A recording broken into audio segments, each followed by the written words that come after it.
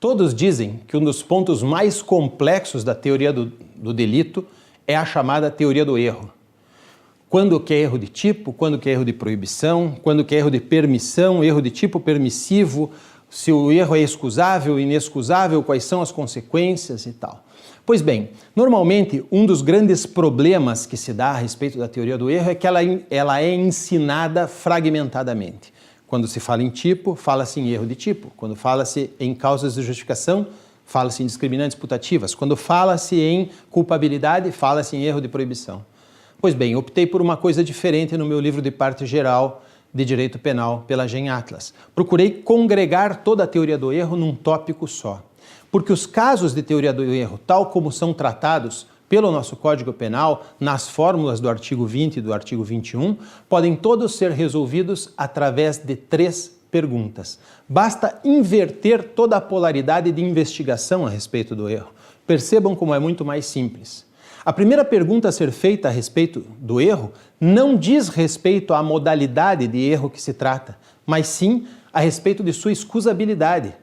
Sim, se o erro é excusável, não importa se é erro de tipo, se é erro de proibição, se é discriminante imputativa, todas elas gerarão o afastamento da responsabilidade. Portanto, sendo o erro excusável, o sujeito está isento de responsabilidade. Essa é a primeira pergunta a fazer. Qualquer pessoa no lugar dele se enganaria também? Se a resposta for sim, acabou a responsabilidade. Se a resposta for não, bom, aí nós temos que passar para mais uma pergunta. A pergunta seguinte será dizendo respeito às categorias do erro. E aí nós vamos poder classificá-lo, porque afinal de contas as classificações são o erro de tipo, o erro de proibição e o erro de tipo permissivo, que é tratado como erro de tipo, e o erro de permissão, que é tratado como erro de proibição. Pois bem, essas fórmulas todas podem ser identificadas como por suas consequências, 2 categorias. O erro de tipo e o erro de tipo permissivo permitem o afastamento do dolo, gerando responsabilidade por culposa se houver previsão legal.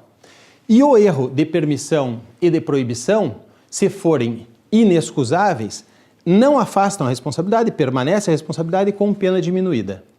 Pois bem, só existem 2 consequências. A pergunta é: como diferenciar um bloco de outro? Muito simples. O erro que o sujeito cometeu deriva de uma falta de dever de cuidado? Ele deveria ter tomado mais cuidado? Porque a falta de dever de cuidado é o que gera a responsabilidade culposa nas hipóteses de erro de tipo e erro de tipo permissivo.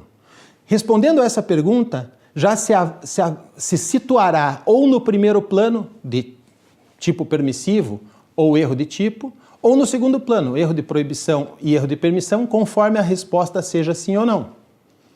Pois bem, e aí a terceira pergunta, que pode resolver todos os casos de erro, é simplesmente perguntar se está implicada uma causa de justificação.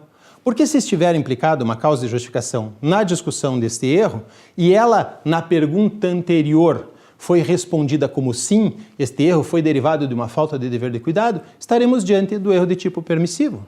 Se a resposta for não, estaremos diante do erro de tipo.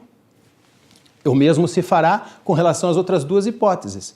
Perguntado se está implicada uma causa de justificação e a resposta da pergunta anterior foi não, ou seja, o erro não derivou de uma falta de dever de cuidado, e nós estamos no plano de baixo, portanto, do erro de permissão ou do erro de proibição, a pergunta sobre causa de justificação levará, se sim, ao erro de permissão e, se não, ao erro de proibição.